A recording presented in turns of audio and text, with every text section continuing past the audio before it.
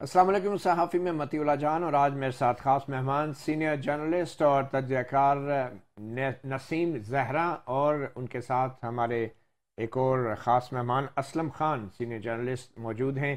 नसीम, बहुत शुक्रिया सहाफ़ी प्रोग्राम को वक्त देने का। सबसे पहले तो सदर ममलकत आरिफ अलवी के ख़त की तरफ आपकी तवज्जो दिलाऊँगा। पहले तो इमरान ख़ान रोज़ाना तकरीरें करते थे, मगर अब लगता है कि सदर आरिफ अलवी ने तहरीक इंसाफ के बेहाफ पे एक जिम्मेदारी संभाल ली है। हुकूमत को और इदारों को दबाव में लाने के लिए खत लिखा है चीफ इलेक्शन कमिश्नर को, और सदर ममलकत ये कह रहे हैं कि चीफ इलेक्शन कमिश्नर जो है इलेक्शन की तारीख दें। तो पहले तो आप ये बताएं कि सदर ममलकत की तरफ से यूं इलेक्शन कमिश्नर को खत लिखा जाना, ये आइनी और सियासी एतबार से इसका क्या मतलब लिया जा सकता है? देखिए, आईनी तौर पे तो मेरा ख्याल है कि इसकी कोई नज़ीर नहीं मिलती, लेकिन मेरा ख्याल है कि ये भी अगर हम कह दें कि ये आइन के खिलाफ वर्जी नहीं है, लेकिन आइन का जो तरीक़ेकार जिस तरह से उसको उस पर अमल किया गया है, कोई प्रेसिडेंट ने इन द पास्ट इस तरह की कोई पोजीशन नहीं ली। नंबर एक। नंबर दो, मेरा ख्याल है कि प्रेसिडेंट आरिफ अलवी पर बारहा वो अपने जो लीडर हैं उनकी जो एक मर्जी है उस पर चलते हैं। और ये भी मैं मतीउल्लाह कहती चलूं कि यकीनी तौर पे इलेक्शंस तो बहरहाल आइन की एक रिक्वायरमेंट है, तो ये बहुत सी मुख्तलिफ बातें हैं, लेकिन ये सब जुड़ी हुई हैं। अच्छा नसीम, ये जो इलेक्शन कमीशन है, क्या ये सदर ममलिकत के खत का जवाब देने का भी पाबंद है? और आईनी तौर पे क्या सदर ममलिकत के इस खत को जवाब बनाया जा सकता है इस बात का कि इलेक्शन कमीशन या जो गवर्नर हजरात हैं वो आइन की खिलाफ वर्जी कर रहे हैं, और रियासत के सरबराह ने भी अब तहरीरी तौर पे इलेक्शन कमीशन को शिकायत कर दी है? देखिए, ये मेरा ख्याल है कि बड़ा दिलचस्प सवाल है, क्योंकि बहुत से मामलात जो नए अब उठे हैं, मसलन आप ये देखेगा कि जो सवाल उठा था कि जी प्रेसिडेंट ये सॉरी आर्मी चीफ की जब एक्सटेंशन की बात हुई थी, आपको याद है कि उस वक्त कहा गया कि जी आइन में तरमीम लेके आओ, उसको हम्म। एक्सप्लेन करो। और बहुत सी जहन में चीजें आती हैं जिस पर ये कहा गया कि मसलन आपने ये सुना, मलिक अहमद साहब ने कहा जी आइन कहता है कि 90 दिनों में आप इलेक्शंस करवाएं, लेकिन अगर आप ना करवाएं तो आइन तो कुछ नहीं कहता कि ना करवाएं। तो मेरा ख्याल है कि we are again in that kind of position कि ये आइन की क्या नफी होती है। आरिफ अलवी साहब का ये कहना, मेरा ख्याल है कि इस तरह का जो मामला है कोर्ट में चले जाएगा तो कोर्ट कहेगा जी अब इसकी तशरीह करें, आप इसको और एक्सप्लेन करें। जहां तक गवर्नर का कहना है, उन्होंने तो जाहिर है गवर्नर ही ने बताना है कि कब इलेक्शन करवाएं। और आपके और हमारे सामने तो ये बात मौजूद है कि जो इलेक्शन कमीशन है वो कह चुका है कि जी हम करवा सकते हैं, पता नहीं 55 डेज में या कितने दिनों में।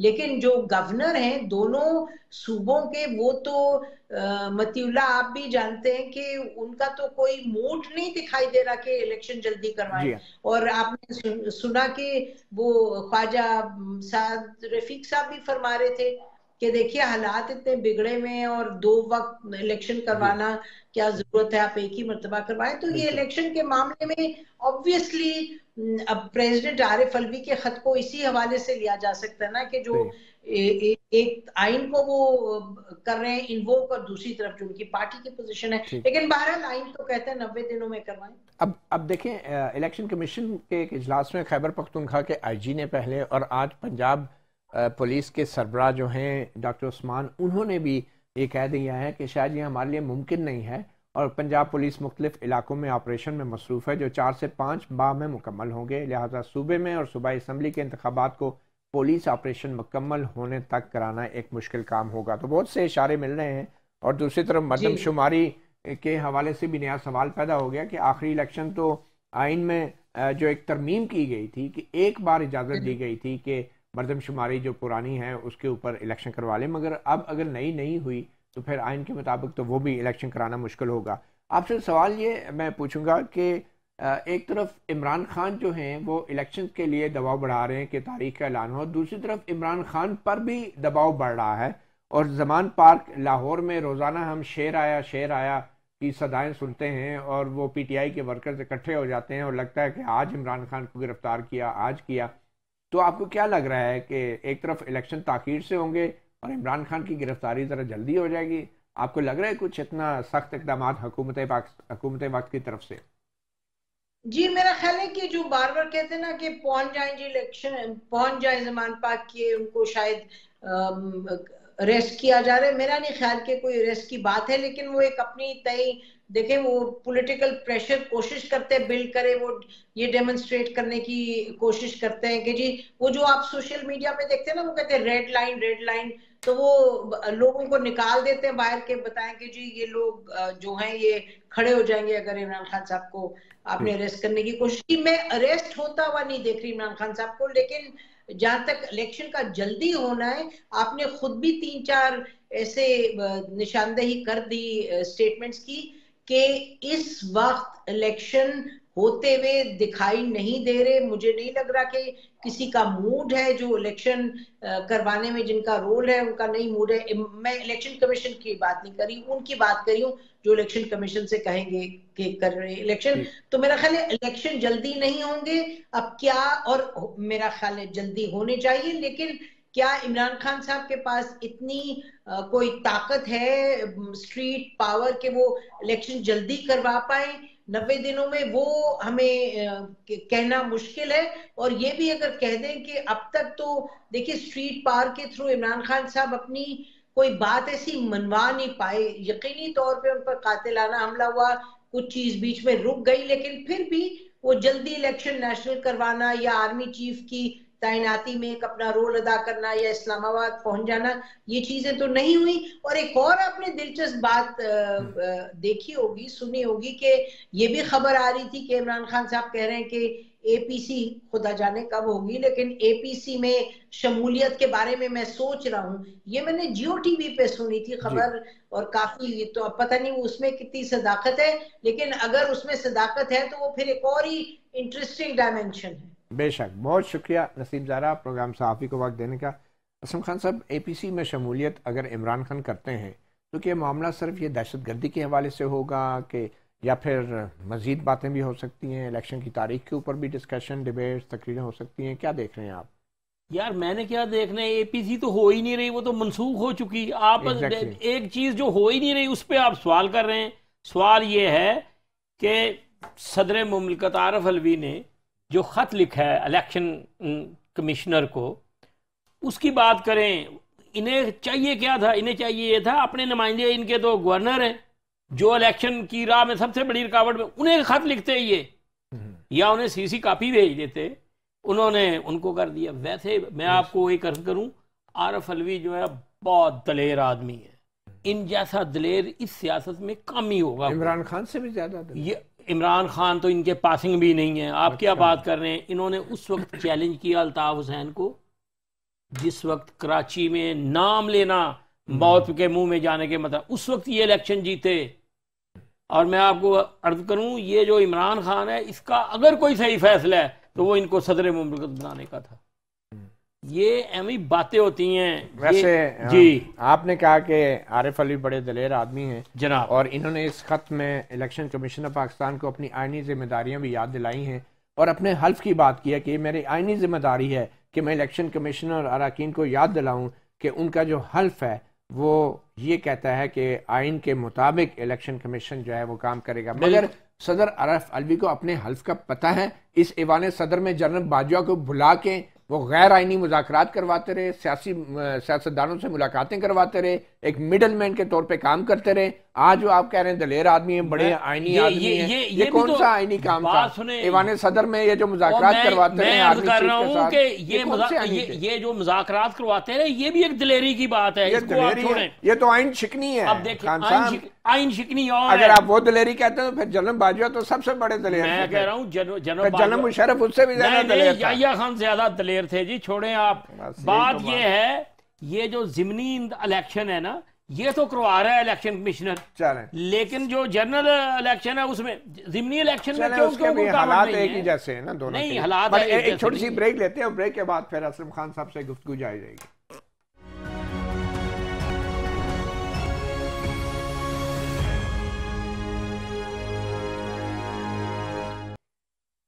जी, वज़ीर दाखिला थे किसी ज़माने में शेख रशीद साहब, और उनके ज़माने में सहाफ़ी लोग और कुछ लापता अफराद शुमाली इलाका जात की सैर को जाते थे, मगर असलम खान साहब शुमाली इलाका जात की बजाय आज शेख रशीद साहब मरी की सैर को गए हैं, साबिक़ वज़ीर दाखिला, और बड़े गिले शिकवे भी कर रहे हैं। अब ऑब्वियसली जो भी उनके ख़िलाफ़ केस है, अब वो मरी में भी केस दायर हुआ है और मुख्तलिफ़ शहरों में केस दायर हो रहे हैं, और ये कोई पहली बार नहीं है, क्योंकि ख़ुद इनकी वजारत दाखिला में भी ये तमाम मामला इसी तरह चलते थे। और शेख साहब तो बाकायदा मजाक उड़ाया करते थे, बल्कि हम जैसे सहाफ़ियों को कहते थे कि तुमने सबक नहीं सीखा, अब समझ आई है तुम्हें, फिर अभी और कुछ भी चाहिए, मतलब इस तरह की बातें करते थे। अब मालूम नहीं उस वक्त बतौर वज़ीर दाखिला जो वो मजाक कर रहे थे, तो उनके जहन में भी ये था कि नहीं, कि अगर वो शुमाली इलाका जात ना सही तो कम से कम मरी की सैर को तो ज़रूर ले जाए जा सकते हैं। तो शेख साहब की ये जो दुहाइयाँ हैं और ये जिस तरीके से उनके साथ हो रहा है कचहरी में, जो धक्के लग रहे हैं और जिस तरीके से हथकड़ियों में उनको बांध के लाया जाता है, और फिर अभी कुछ देर पहले राशिद शफीक जो उनके भांजे हैं वो कह रहे थे कि जनाब उनको ठंडे फर्श पे बिठाया जा रहा है, थाने में ठंडे फर्श पे बिठाया गया है, और शेख साहब कहते हैं मुझे सोने नहीं देते। तो ये सब कुछ जो हो रहा है खान साहब, आपको नहीं लगता कि ये एक मकाफात अमल है या कोई कानूनी अमल है? मती पहली बात तो ये है कि शेख रशीद के ख़िलाफ़ जो मुकदमा बनाया गया है वो ज़्यादती है। वो मुकदमा किसी तौर पे भी उस पर नहीं बन सकता था, एक। दूसरी, मैं तो हमेशा से शेख रशीद को एक छिछोरा आदमी समझता हूँ, सच्ची बात ये है बिल्कुल। और जो बातें जेल मेरी ससुराल है और ये है और वो है, वो सारी तो निकल गई ना। रही मरी की सैर इन्होंने मेरा ख्याल है FECP के किसी मुलाजम को करवाई थी। और ये जो कुछ भी हो रहा है ये बहरहाल पॉलिटिकल विक्टिमाइजेशन से बढ़ के एक चीज़ है जो नहीं होनी चाहिए, ये असूली बात। और वो जो सिक्योरिटी एंड एक्सचेंज कमीशन के जो मुलाजिम थे वो एक साबिक सहाफ़ी थे, साजिद गोंदल साहब, और वो बेचारे जब वापस आए तो उन्होंने कहा तो मैं शुमाली इलाका जात गया हुआ था, और उस वक्त वज़ीर दाखिला कौन थे? हमारे यही मौसूफ जो थे। और फिर असलम खान साहब, अफसोस की बात ये है कि आप कह रहे हैं कि शेख रशीद के ऊपर जो मुकदमा बनाया गया ज़्यादती है, वो मुकदमा सिंपल सा ये है कि जो दावा इमरान खान ने किया था कि मेरी कत्ल की साजिश है, शेख रशीद ने 2 कदम आगे जाके कहा कि जी मैं जानता हूँ ये कत्ल की साजिश हुई है, कैसे पैसे दिए गए, मेरे पास सबूत है। उन्होंने ये नहीं कहा कि ये इमरान खान का इल्ज़ाम है, वो कल हमने वीडियो चलाई भी है। तो बहरहाल अब कानून का तकाज़े हैं कुछ। अब देखें, बात यह है कि शेख रशीद साहब जो हैं उन्होंने जो भी कहा वो इमरान खान के एक बयान पे कहा। इन्होंने पकड़ना तो इमरान खान को पकड़े ना, जो जेल भरो तहरीक वैसे ही चलाने के ऐलान कर रहे हैं। ये शेख रशीद, ये फिर वही है कि पानी जो है ना वो नीचे की तरफ जाता है। ये इस गरीब का वाली वार से नहीं, ये इसको पकड़ लिए। ये मैं फिर ये चैलेंज करता हूँ, ये हुकूमत जो भी है ये इमरान खान को गिरफ्तार करे ना। इमरान खान का तो वो हमने कहा ना कि वो ज़मान पार्क में तो वैसे ही रोज़ शेर आया की सदाएं लग रही हैं। तो इमरान खान साहब को अभी तो नहीं, मगर शेख रशीद साहब ने इससे पहले भी बड़े ही आग लगा देने वाले बयानात वो देते यार। ये बात आग लगा देने वाले बयानात की नहीं है, बात ये है कि शेख रशीद ने क्या कहा, उसको किस पे गिरफ्तार किया। लेकिन एक साबिक वज़ीर दाखिला जो कहता है मैं कानून भी बड़ी अच्छी तरह जानता हूँ, तो उनको नहीं मालूम कि इतना संगीन इल्ज़ाम एक साबिक सदर के ऊपर लगाया जा रहा है कि उन्होंने पैसे दिए हैं मरवाने के लिए एक साबिक वज़ीर आज़म को। तो क्या साबिक वज़ीर दाखिला को इन अल्फाज के कानूनी नताइज का नहीं पता था? देखो, बात यह है कि एक तो जो सदर जरदारी साहब है ना, उनकी तो आप छोड़ दें, उन पे तो वो भी था कि इसने टांग पे वो बम बांध दिया, इसने ये मिस्टर 10% है। क्या हुआ वो सबका, उन सब इल्जामात का क्या हुआ? वो अदालतें नहीं ना। तो इसका मतलब है साबिक वज़ीर दाखिला को इस तरह के इल्जामात दोहराने चाहिए। ये कोई बात नहीं है, इल्जामात लगते रहते हैं और इल्जामात दोहराए जाते हैं। ये कोई बहुत बड़ी बात नहीं थी कि उसको जलील किया जाए, बूढ़ा आदमी है, कत्ल की साजिश, पैसे ये कोई बात नहीं है। इस तरह की बातें सब चलती रहती हैं, कोई ऐसी कोई बड़ी बात नहीं थी। अच्छा, चले एक और बात आपसे फिर करते हैं। अब कल इस्लामाबाद हाई कोर्ट में जी साबिक वज़ीर आज़म इमरान खान की मुबैना बेटी जो टेरियन वाइट हैं, उनसे मुतल्लक भी रिट दरखास्तों की समाअत हो रही है। अब आप कहेंगे ये भी बस बातें होती रहती हैं, और आपके ख्याल में ये एक ठोस केस है, और इस मामले में कानूनी तौर पे और सियासी तौर पे इमरान खान एक मुश्किल पोजीशन में है, क्योंकि अभी तक वो वजाहत नहीं कर पाए आप कुछ वजाहत करना चाहेंगे उनके ब्याह पे? नहीं, मैं उसका तर्जमान हूँ जो मैं उसके ब्याह पे वो वजाहत करूँगा। बात ये है, टेरियन वाइट का जो केस है ना, ये वैसे सब जुड़स है, ये अदालत में है मामला, इसको हमें अखलाकी और कानूनी तौर पर मुझे और आपको डिस्कस ही नहीं करना चाहिए। अच्छा, हाँ, ये कानून तो यही है, आगे चले आप। अच्छा, क्योंकि एक दो समातें तो हो चुकी है और अदालत के अंदर सहाफी भी होते हैं, जो मर्जी होता है, तो बताना होता है नहीं, जो भी होता है, सब्जेक्ट मैटर जो है उसको डिस्कस नहीं किया। अच्छा, चलें उसको डिस्कस ना करें। नहीं, ये बताएं, ये आपके ख्याल में हाँ, ये मामला जो है मजीद आगे बढ़ सकता है या ये मामला खत्म? यार मैं कौन हूँ पेशगोई करने वाला और प्रेडिक्शन करने, आगे बढ़ सकता है, ये बढ़ना होगा बढ़ जाएगा, नहीं बढ़ना होगा नहीं बढ़ेगा। आपसे बेहतर तो इन अदालतों को कोई नहीं जानता। रियासत मदीना बनाने का दावेदार इतना बड़ा सियासतदान, साबिक वज़ीर आज़म, आप कहते हैं मामला अदालत में, हमें उस पर बात ही नहीं करनी चाहिए? बिल्कुल, अदालत में मामला है, अदालत में जो भी मामला ज़ेर समाअत होगा उस पर हम कानूनी तौर पे अपने बात नहीं कर सकते। 20 लाख मुकदमात पूरे पाकिस्तान की अदालतों में ज़ेर समाअत हैं, तो 22 करोड़ अवाम अपने मुंह पे टेप लगा लें क्योंकि 20 लाख मुकदमात का फैसला नहीं हो रहा। ये जो आपकी बातें हैं ना मतीउल्लाह, इस पे बड़ी हमने जिल्लतें उठाई हैं। याद करो आपने जब एक रिपोर्ट में ये कह दिया था कि देखो ये अदलिया है, इसके पता नहीं कितने लाख मुकदमे जो हैं वो इल्तवा में पड़े हैं। हाँ, और उस पर एक बंदा बहुत बड़ा अफसर जो है वो हाथ बांधे खड़ा है। मैं कहा तुम्हें क्या हो गया? रजिस्ट्रार के कमरे में जा रहा था, उसने कहा मतीउल्लाह भाई, पीटीवी वाला मतीउल्लाह, और देखो हम यहाँ जलील हो रहे हैं, वो आराम से बैठे। सब बहरहाल फैक्ट्स की बात है। हाँ, फैक्ट्स की बात ही मैं भी कर रहा हूं। हकीकत ये है कि इमरान खान को इस सवाल का जवाब बतौर एक रिस्पोंडेंट या मुद्दा अलाए नहीं, तो बतौर एक साबिक वज़ीर आज़म, एक सियासतदान, यार साबिक वज़ीर आज़म कुछ नहीं, एक बाप की हैसियत से जवाब देना चाहिए। साबिक वज़ीर आज़म क्या है? साबिक वज़ीर आज़म तो नवाज शरीफ साहब यहाँ आ ही नहीं रहे पाकिस्तान, और छोड़े हैं ये साबिक वज़ीर आज़म और मौजूदा वज़ीर आज़म। इन्होंने साबिक वज़ीर आज़म थी बेनज़ीर भुट्टो, उनको किस तरह लियाकत बाग में शहीद किया, तुम्हें पता है? साबिक वज़ीर आज़म क्या है? As a man, as a इंसान, एज ए ह्यूमन बीइंग उसे जवाब देना चाहिए, वो दे देगा जवाब। मुझे और आपको इससे क्या लेना देने? वैसे टेरियन वाइट उसकी बेटी होगी या नहीं होगी, तो यहाँ पे कोई इसी इस्लामिक टच की जरूरत नहीं है। ओ यार, इस्लामिक टच क्या है? इस्लामिक शहद जी, इस्लामिक जहाद, इस्लामिक आप बता रहे थे इस्लामी एटम बम, छोड़ें ये इस्लाम को हर चीज से नसी किया जाना, क्यों मजाक उड़ाते हैं? तो ये खान साहब खुद करते रहे यही काम। और यार खान साहब करते रहे, भुगत रहे हैं, क्या बात कर रहे हैं आप?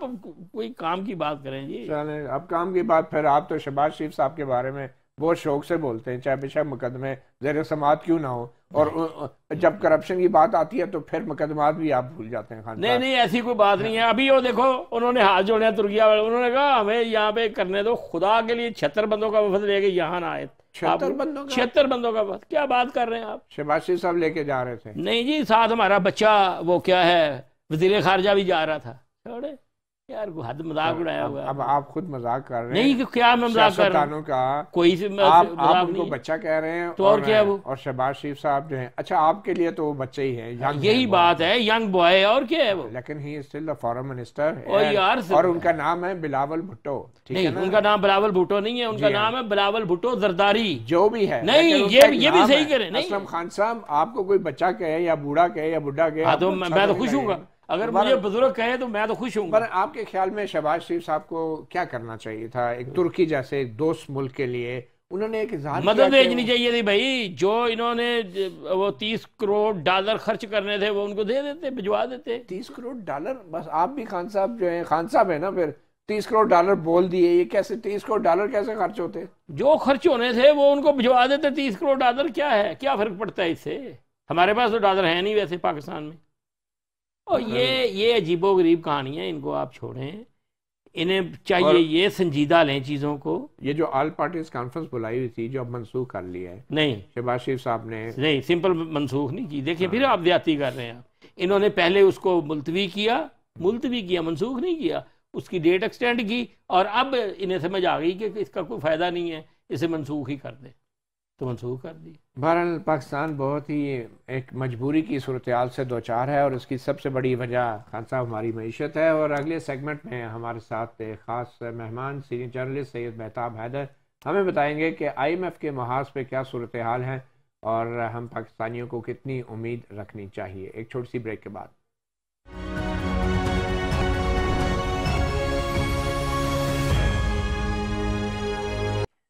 सहाफ़ी प्रोग्राम में अब हम बात करेंगे पाकिस्तान के अवाम की जेब की। जी हाँ, माशी महाज पे क्या हो रहा है, IMF से मुज़ाकरात का ऊँट किस करवट बैठने जा रहा है, सब कुछ जानने के लिए हमारे साथ मौजूद हैं सीनियर जर्नलिस्ट सैयद महताब हैदर, जो मुल्क की माशी सूरत हाल पर गहरी नज़र रखे हैं। महताब हैदर, बहुत शुक्रिया सहाफ़ी प्रोग्राम को वक्त देने का।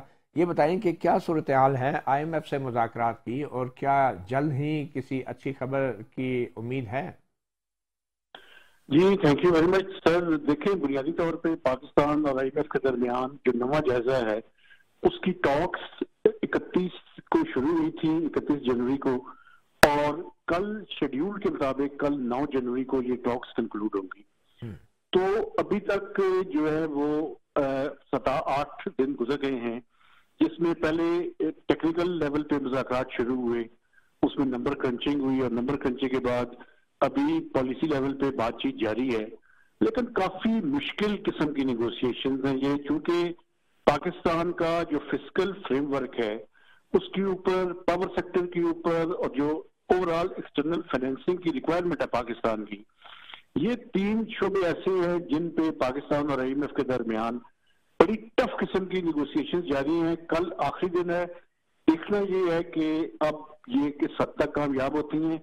लेकिन अभी तक जो अथॉरिटीज है वो तो होपफुल है कि कल हम IMF के साथ कुछ स्टाफ लेवल एग्रीमेंट करने में कामयाब हो जाएंगे। लेकिन काफी मुश्किल सूरत हाल है इस टाइम, किसी तरह की प्रोडिक्शन करना काफी मुश्किल है, क्योंकि IMF का जो ओवरऑल फिस्कल फ्रेमवर्क है उसमें तो ब्रॉडर एग्रीमेंट है, लेकिन जो एक्सटर्नल साइड की पाकिस्तान की रिक्वायरमेंट्स हैं वो काफी ह्यूज है, और उनकी कंफर्मेशन की इस टाइम IMF जो पाकिस्तान के मल्टीलैटरल और बायलैटरल क्रेडिटर्स हैं, जिसमें चाइना है, सऊदी अरब है, UAE है, उनसे वो कंफर्मेशन की बात कर रहे हैं। जब ये कंफर्मेशन होगी और वो सारे इनफ्लोज इंश्योर करेंगे तो उसके बाद ही IMF का प्रोग्राम जो है वो स्टाफ लेवल एग्रीमेंट होगा। ठीक है, तो आप हम ये कह सकते हैं कि शायद कुछ दिनों के लिए इसको एक्सटेंड कर दिया जाए, लेकिन अभी तक जो हुकूमत पाकिस्तान और मिनिस्ट्री ऑफ फाइनेंस के लोग हैं वो ये कह रहे हैं कि हम कल तक इनको कंक्लूड कर लेंगे। तो महताब साहब, क्या तवक्को की जाए अगर IMF के साथ मुज़ाकरात कामयाब होते हैं, तो क्या अवाम के लिए भी ये कामयाबी होगी, या अवाम के लिए क्या मुश्किलात बढ़ेंगी? देखिए, IMF का इस टाइम एग्रीमेंट होना बड़ा जरूरी है, क्योंकि हमारे आपको पता है कि फॉरेन करेंसी रिजर्व्स सिर्फ $3 बिलियन के रह गए हैं। और कल आप देखेंगे कि जब स्टेट बैंक ऑफ पाकिस्तान का डेटा आएगा तो उसमें आपको मजीद जो कमी है वो महसूस होगी, जो हमारे फॉरेन एक्सचेंज रिजर्व्स हैं। तो इस टाइम IMF के अलावा हमारे पास कोई ऑप्शन नहीं है। लेकिन जो हम IMF की कंडीशनलिटीज हैं, चाहे वो टैक्सेशन साइड पे हो, चाहे वो पावर टैरिफ के हवाले से हो, चाहे वो गैस सेक्टर के हवाले से हो, या एक्सटर्नल साइड पे, क्योंकि आपको पता है हर तरफ एक ऐसे सतह पे और ऐसी डगर पे इकोनॉमी को पहुंचा दिया है हमने कि जहां पे बड़ी ही क्रिटिकल सूरत हाल है, और इस सूरत हाल का मदावा कोई इतना आसान नहीं है इस टाइम। अच्छा, ये पेट्रोल की जो एक किल्लत की खबरें आ रही हैं, पेट्रोल पंप्स पे पेट्रोल दस्तयाब नहीं है, तो ये किस वजह से ये मामलात हो रहे हैं, और नेक्स्ट टाइम जब पेट्रोल की कीमतें रिवाइज होंगी तो मामलात किस तरफ जा सकते हैं? देखिए, बुनियादी तौर पे कल भी मुसद्दिक मलिक साहब का मैं देख रहा था कि वो कह रहे हैं कि हमारे पास सफिशिएंट स्टॉक्स मौजूद हैं और कोई वजह नहीं है कि हमारे कोई शॉर्टेज हो। लेकिन आप ये देखेंगे, मैं इस्लामाबाद की बात कर रहा हूँ, पिंडी की बात कर रहा हूँ, और गिरदोनवा जो सिटीज है उनकी बात कर रहा हूँ। अगर आप पेट्रोल लेने के लिए जाएं तो आपको कहा जाता है कि पेट्रोल अवेलेबल नहीं है, या अगर आप 3000 का पेट्रोल कहेंगे तो वो आपको 1000 का, या मोटरसाइकिल का कहेंगे तो वो कहेंगे 1 लीटर डलवा लें। तो ये शॉर्टेजेस, जैसे कि मैंने आपके प्रोग्राम में पहले भी कहा था कि आप सेकेंड राउंड इफेक्ट जो हम डॉलर लिक्विडिटी क्रंच जिसकी बात करते रहे हैं, अब उसका सेकेंड राउंड इफेक्ट जो है वो पाकिस्तान में वो बिल्कुल आना चाहता है। आप ये देखें कि पेट्रोल की शॉर्टेजेस है। अब अगर आइंदा महीने रमजान आने वाला है, अगर हमारा ये डॉलर लिक्विडिटी क्रंच और IMF का एग्रीमेंट नहीं होता तो तो आप ये देखेंगे कि जो फूड की शॉर्टेजेस है उसका भी खतरा है। अच्छा, तो अब जो क्राइसिस था उसका सेकंड राउंड की इब्तिदा है और एक मुश्किल सूरत हाल है। मैं आपको बताऊं, इकोनॉमी की सूरत हाल इस टाइम नॉर्मल नहीं है। अगर हो जाता है कोई एग्रीमेंट की तरफ बढ़ रहे हैं, अगर मेहताब साहब अगर एग्रीमेंट हो जाता है तो उसके बाद पॉजिटिव क्या सूरत हाल हो सकती है? देखिए, बुनियादी तौर पे एग्रीमेंट होने के नतीजे में एक ये होगा कि मार्केट्स को कॉन्फिडेंस मिलेगा कि आईएमएफ की बैकिंग है। हमारे एक्सटर्नल और इंटरनल जितने भी इनफ्लोज और फिस्कल साइड है उस पे आईएमएफ की स्टैंड अप्रूवल का मतलब ये है कि बाकी मल्टीलैटरल क्रेडिटर्स और बायलैटरल्स भी हमारे पीछे खड़े हैं। यानी कि 12 महीने में मेहताब साहब, यानी कि 12 महीने में 22 अरब डॉलर जो की जरूरत है पाकिस्तान को, उसकी अरेंजमेंट हो जाएगी अगर आईएमएफ से एग्रीमेंट होता है। आईएमएफ से एग्रीमेंट का मतलब ये है सर कि हमारी 5 महीनों की जो जरूरत है उसका एग्रीमेंट जो है हो जाएगा, क्योंकि जून में ये आईएमएफ का जो प्रोग्राम है ये खत्म हो जाएगा।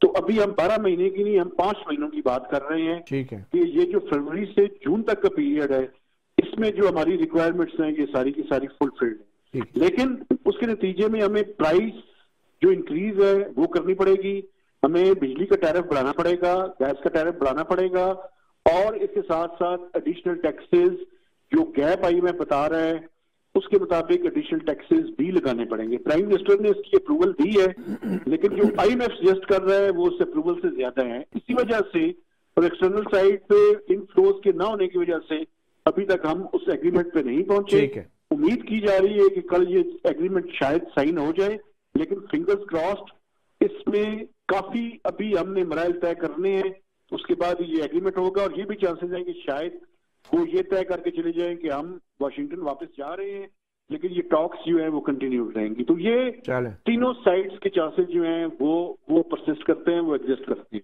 अच्छा, आखिर में क्विकली ये डॉलर की जो स्मगलिंग की खबरें आ रही हैं रोज़ाना, अफगानिस्तान में ये डॉलर की स्मगलिंग के मालूमात आ रही हैं, इंफॉर्मेशन 50 लाख डॉलर जो हैं यौमिया की बुनियाद पे ये खबरें हैं, तो इसको कैसे रोका जाएगा और ये मामला किस तरफ जा सकता है? देखिए, ये जो लॉ इन्फोर्सिंग एजेंसीज हैं उनकी ये रिस्पॉन्सिबिलिटी है और जो बॉर्डर पे जिनकी रिस्पॉन्सिबिलिटी है जिसमें मिलिट्री भी शामिल है और FIA भी इसके अंदर शामिल है और कस्टम्स भी टू सम एक्सटेंट इसके अंदर शामिल है। इन तीनों इदारों की ये जिम्मेदारी है और बाकी जिनको कस्टम एक्ट के तहत हमने एम्पावर किया हुआ है कि वो इसको इंश्योर करें, उन सब की रिस्पॉन्सिबिलिटी है कि वो ज्वाइंट एफर्ट करें, इंटेलिजेंस बेस्ड ऑपरेशंस करें और इस तरह की चीजों को रोकें। खासकर अफगानिस्तान से जो हम कोयला जो है वो कर रहे हैं वो रुपयों में होता है और यहाँ से वो डॉलर्स की सूरत में खरीद के फिर वो वहां पे पहुंचाए जाते हैं। लेकिन मैं आपको मतीउल्ला जान साहब बताऊं, ये प्रॉब्लम का एक छोटा हिस्सा है। प्रॉब्लम का बड़ा हिस्सा ये है कि पाकिस्तान के अंदर डॉलर्स लोगों ने होर्डिंग करके रखे हुए हैं, अपने जो लॉकर्स हैं उसमें रखे हुए हैं और अपने घरों के अंदर छुपा के रखे हुए हैं। तो ये जो डॉलर की होर्डिंग है ये मैं समझता हूँ ज्यादा बड़ा इशू है और इनको इसके ऊपर जो है वो ज्यादा काम करने की जरूरत है। बहुत शुक्रिया सैयद मेहताब हैदर, साफी प्रोग्राम को वक्त देने का। असलम खान साहब, इस वक्त जो एक किस्म का कह लें माशी सूरत हाल है, इस सूरत हाल के होते हुए भी हमारी मौजूदा हुकूमत मज़ीद वज़रा और मशीरान की और मुआवनीन की फ़ौज ज़फ़र मौज जो है उसको भर्ती किए जा रही है। और आज का नया नोटिफिकेशन आ गया कि जी 5 जो हैं खसूसी मुआवनीन मज़ीद तैनात कर दिए गए हैं, 2 मशीरान हैं और लिखा है कि ये प्रो बोनो होंगे। बज़ाहिर ये जिनके कोई तनख्वाह नहीं लेंगे, मगर तनख्वाह के अलावा भी बहुत सी मराहत होती हैं जिसमें से उनको सरकारी घर भी मिलता है और उसके अलावा सरकारी दौरों के ऊपर भी उनके जो खर्चे होते हैं वो भी है, फ्यूल और होता है जी, मुफ्त गाड़ी है, उनका फ्यूल है और उनके साथ कुछ अमला भी होता है। और ये बहुत सारे मशीरान तो ऐसे हैं जो बेमहकमा है, यानी कि बगैर महकमे के, जिसको कहते हैं कि पहले आप वजीर लग जाएं तो बाद में ढूंढते हैं आपके लिए महकमा। एक तो महकमे IMF कह रहा है बंद करें, कम करें, दूसरी तरफ बेमहकमा वजीरों की तादाद बढ़ती जा रही है। तो ये क्या है? ये कुछ सियासी दबाव है? क्यों? तो आप काफ़ी करीब से सियासत को कवर करते रहे, ये हर सियासी हुकूमत ऐसे करती है, झंडा लहराने के लिए और गाड़ी भगाने के लिए। ये क्या है? हर हुकूमत नहीं करती, ये जब 13-14 जमातों का एक इत्तेहाद है, हाँ जी, उसमें ये करते हैं, क्योंकि 13 अगर जमाते हैं, 2 2 3 3 भी लें तो वो वही बन जाते हैं 85 87 88। और बाकी मेरा नहीं ख्याल ये जो आज 5 आए हैं ये तो सारे MNAs हैं, वरना तो बहुत सारे ऐसे भी हैं कि जिनका अता पता ही कोई नहीं। ये फहद हुसैन है, ये एडिटर थे और अचानक ये बन गए। और ये क्या लिखते थे, क्या कहते थे, हमसे क्या गुफ्तगू करते थे। और माशाल्लाह क्या हुआ, अभी आपने वो बात की, वो चेयरमैन पैमरा थे, क्या नाम था उनका, तो आप मोहसिन नकवी साहब के बारे में भी कुछ मोहसिन नकवी साहब के बारे में इसलिए नहीं कहता, निगरान वज़ीर आला है। नहीं बात तो सुने, 3 महीने के लिए है। नहीं 3 महीने के लिए नहीं है, वो कह दी मैं 3 महीने, मैं कह रहा हूँ वो भी 9 महीने के लिए है। छोड़े आप, ये सारी कहानियां यहाँ पे कुछ और हैं, वैसे कुछ और हैं। लेकिन ये IMF को क्या पैगाम दे रहे हैं हम? अभी मुज़ाकरात जारी हैं, उनसे हम पैसे मांगी जा रहे हैं, इधर मुआवनीन भर्ती किए जा रहे हैं। वो मुआवनीन ये कोई संजीदा हों हुकूमत चलाने में तो तब है, ये तो सारी एवं एक खेल तमाशा बनाया हुआ है। आपसे बेहतर कोई नहीं जानता, आप नहायत मासूमियत से मुझे फंसाए जा रहे हैं, मुझे माफ कर दे, मैंने आपसे कल भी परसों भी आपको कोई नहीं फंसा सकता खान साहब, आप असलम खान हैं। और वैसे ये जो बात हो रही है ना इसकी डिफॉल्ट की, ये सुन लें आप, जनरल कमर जवेद बाजवा साहब से मैंने पूछा कि जनरल साहब कदों तक डिफाल्ट हो जाएगा, वो डिफाल्ट का रौला है। उन्हें कहा तेन 1 मिनट मैंने जरा सोचन देंदा। उन्हें कहा जी 30 साल तक असी डिफाल्ट नहीं कर सकते। अच्छा। मैं की मतलब, उन्हें क्या कहा, मुझे एक्सटेंशन दे दें 30 साल? नहीं ये एक्सटेंशन तो बहुत पहले आपने पूछा क्या फिर उनसे?